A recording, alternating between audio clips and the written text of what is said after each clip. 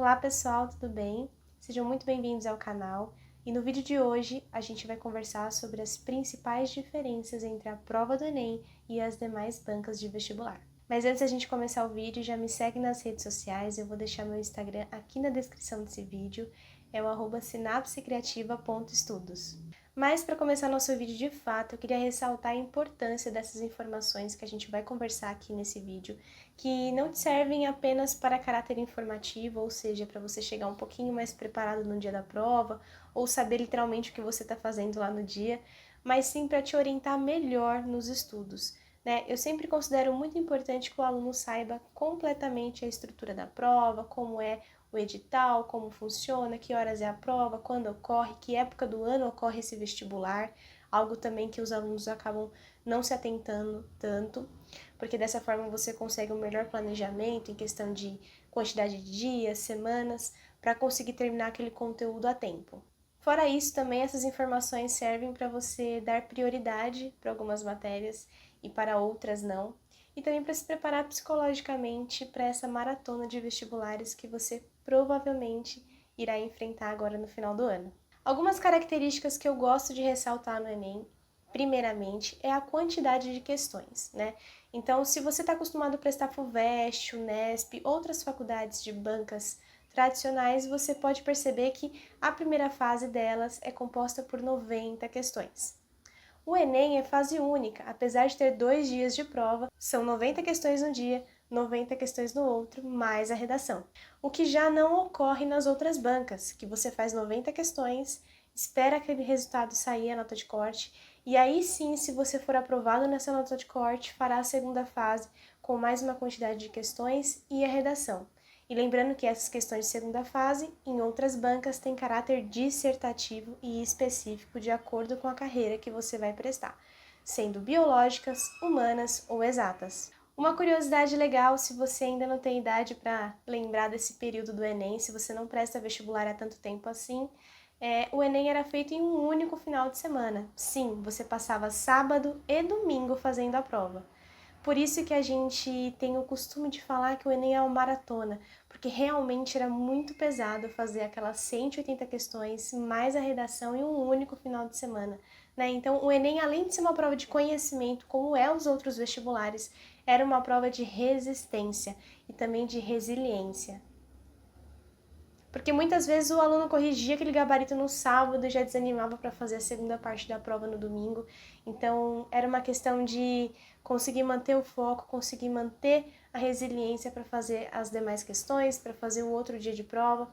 Então, realmente, a gente testava a resistência desses alunos em 2 dias de prova. Era algo muito pesado e que acho que, graças a Deus, todos perceberam que isso não era benéfico para ninguém. E ao longo dos anos o Enem tem se modificado e agora é em 2 semanas. Então você faz a primeira prova em uma semana e a segunda prova na outra semana. Sempre ocorre nos domingos, a partir das 13, tendo uma variação de horário de acordo com o fuso horário dos estados aqui do país. É uma prova de âmbito nacional, ou seja, ocorre em todos os estados, em todas as cidades.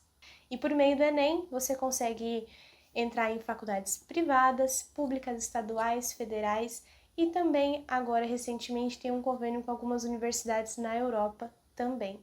Lembrando que esses processos abrem datas diferentes e você tem que pesquisar direitinho como funciona o edital de cada ingresso. E apesar de todas essas variações, o modo de ingresso mais usado pelos alunos é o SISU, onde todos os anos são ofertadas diversas vagas em faculdades públicas e você consegue colocar sua nota tendo algumas variações de peso e ser selecionado ou não para essa vaga. Mas falando um pouquinho mais sobre a estrutura desse processo de seleção, que é a prova do Enem, a gente não pode esquecer que essa prova não é avaliada por números de questões e acertos brutos.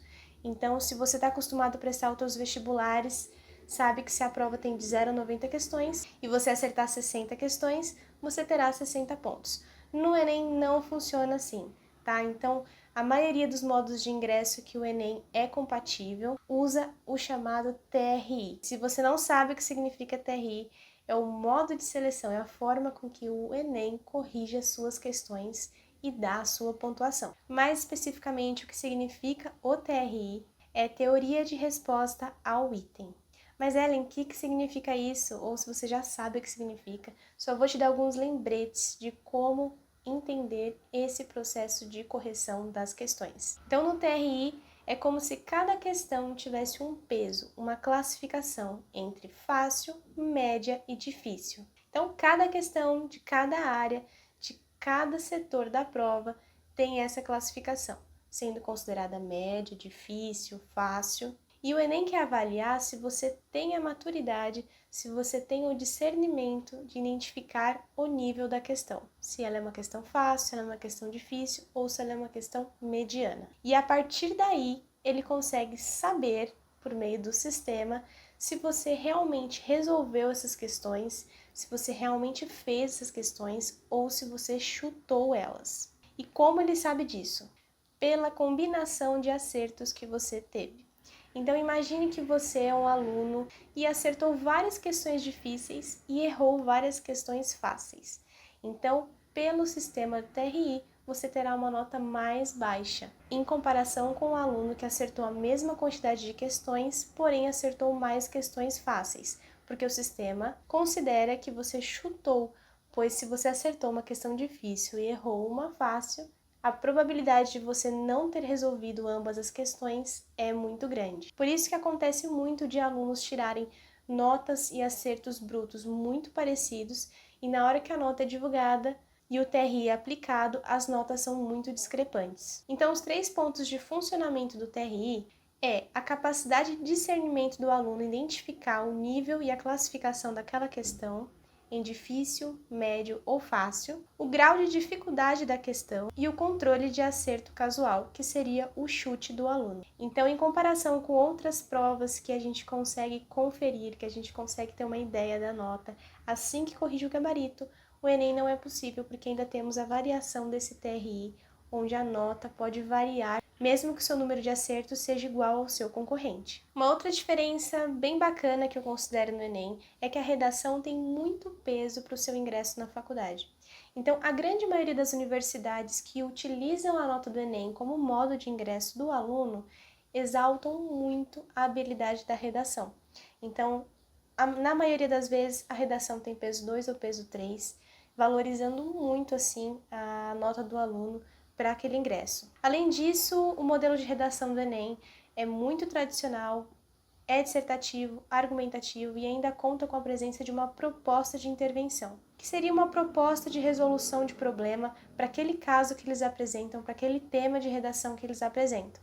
O que diferencia muito de outras bancas como o Unesp e Fuvest, onde o modelo também é dissertativo argumentativo, mas que não exige proposta de intervenção, e sim uma conclusão e uma tese bem trabalhada. Uma outra diferença que eu queria falar aqui também nesse vídeo é das questões em si.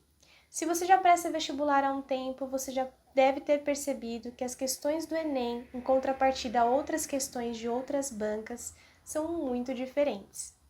E são diferentes em questão de tamanho, de enunciado e de fontes. Sim, o Enem trabalha com fontes mais acessíveis, sites de educação, jornais e mídias digitais, nem sempre tão tradicionais quanto outras provas. Um outro ponto sobre o enunciado é o tamanho dele. Sim, em contrapartida com outras bancas, o Enem coloca tudo que ele acha que pode ser útil para o aluno no enunciado. Então, são textos maiores, que possuem muitas informações, muitos dados, que nem sempre serão utilizados na resolução de fato daquele problema, daquela questão. Então, o aluno tem que ter o discernimento também de saber o que usar naquele enunciado, o que extrair de dados que realmente ajude ele a solucionar a questão. O que não ocorre nas outras bancas, como o Fuvest, o Unesp, Unicamp, onde os enunciados são menores, mais sucintos e que na grande maioria das vezes todos os dados que são apresentados nesse enunciado serão úteis de alguma forma para a resolução da questão. Então, já pega a dica. Enem, nem tudo que aparecer na questão você precisa usar. Fuvest e outras bancas tradicionais, se está no enunciado, provavelmente você poderá usar aquilo de alguma forma. Uma outra diferença gritante entre as provas de vestibulares comparadas com o Enem é o que cai, o que é cobrado de conteúdo. No Enem, a gente costuma dizer que o conteúdo cobrado é o conteúdo regular que se apresenta na cartilha do ensino médio. Ou seja, tudo que você vê no Enem, tudo que aparecer na prova será o conteúdo específico que é cobrado no ensino médio, conteúdo regular e pequenas variações deste conteúdo. Em outras bancas, cai o conteúdo regular do ensino médio e conteúdos específicos, ou seja, conteúdos de conhecimento de mundo e aprofundamento de matéria. Então, se você comparar uma prova da FUVEST e uma prova do Enem, se você comparar questões de mesmo tema, de mesmo assunto, você vai ver que para a FUVEST que você precisa de conteúdos e de conhecimentos mais específicos para conseguir desenvolver essa questão do que você precisaria na prova do Enem de fato. Por isso, ela sempre foi considerada uma prova mais acessível. De caráter mais fácil, acho questionável, mas mais acessível a diversos perfis de aluno. Uma outra característica marcante dessas questões no Enem é a chamada situação-problema. Então, em comparação a outras provas, o Enem traz situações-problema mais realistas, mais acessíveis, com objetos e figuras que o aluno tem mais familiaridade, o que já não ocorre em outras bancas, onde às vezes, para que a questão se torne um pouco mais complexa, onde se use muito mais conteúdo, como é a FUVEST, como é a Unicamp, aquela situação precisa ser modificada e o aluno tem que usar muita imaginação para conseguir aplicar aqueles conceitos, por exemplo, de matemática ou física, e trazer para algo mais realista. Então, essa diferença eu considero assim, que no Enem o aluno consegue ser um pouco mais intuitivo e nas outras bancas ele precisa de mais recursos, de mais imaginação para conseguir de fato aplicar aquele conteúdo no que está sendo descrito.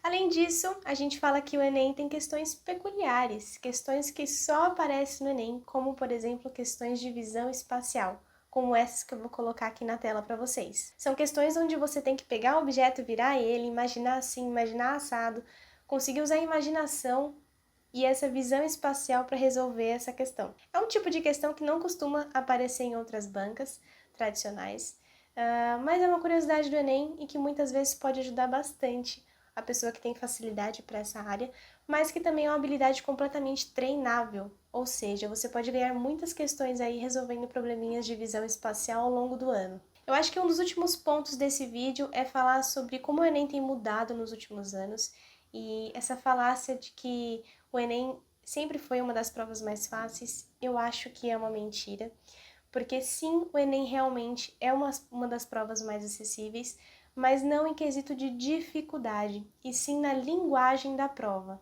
O Enem sempre abriu portas para diversas faculdades e continua assim, apesar do menor número ofertado de vagas nos últimos anos.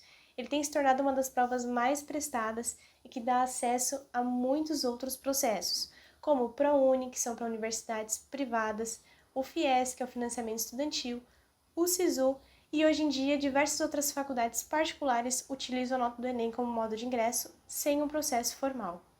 Eu tentei trazer nesse vídeo alguns pontos que não são muito falados, né, e que às vezes a gente não se atenta muito, mas eu espero que de alguma forma eu tenha te ajudado. Se você sabe mais alguma peculiaridade do Enem, quer deixar aqui embaixo nos comentários para poder ajudar os coleguinhas, eu vou ficar muito feliz em saber. Se você não entendeu alguma coisa desse vídeo, também comenta aqui embaixo que eu vou estar muito disposta a esclarecer essa dúvida. Bom, pessoal, eu espero que nesse vídeo eu tenha resumido alguns pontos mais importantes que não são tão falados assim da prova do Enem e que essas diferenças entre a prova do Enem e outras bancas tenham alertado vocês sobre como melhorar os estudos, sobre como melhorar a atenção para esses pontos. Tudo isso eu acho que acaba agregando muito durante o processo de preparação, além do estudo formal. Se você lembrou de alguma coisa, se você já colocou em prática alguma coisa que eu falei nesse vídeo, deixa nos comentários. Se eu esqueci de falar alguma coisa também, deixa nos comentários que eu vou adorar saber.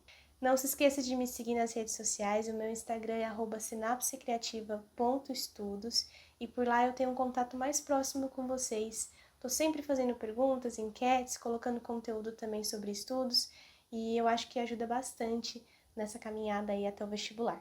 Eu espero que vocês tenham gostado e a gente se vê no próximo vídeo. Tchau!